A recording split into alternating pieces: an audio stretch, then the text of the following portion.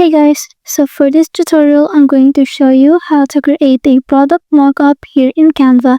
So after you've opened Canva, first thing that you want to do is you're going to open a blank canvas or a blank template. So it could be any size because it will only serve as your base. So I'm just going to click on this one. Then I'm going to click on create a blank canvas. And from here, you want to go to the left sidebar and you're going to click on apps, and then you want to search for mockup.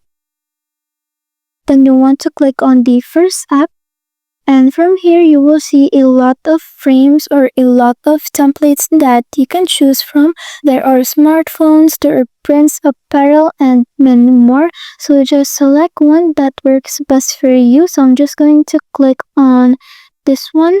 And you can readjust your template or your frame according to how you want it. And then you're going here to uploads at the left sidebar. Then you're going to click on upload files and you want to upload a photo of your product. But I'm just going to use this one, a photo that I already have uploaded here. So I'm just going to click on it and then I'm going to drag it so that it will be inserted inside the frame. And as you can see, it is now on the frame, so it looks like it's printed on the t-shirt. So it's as easy as that. Thanks for watching.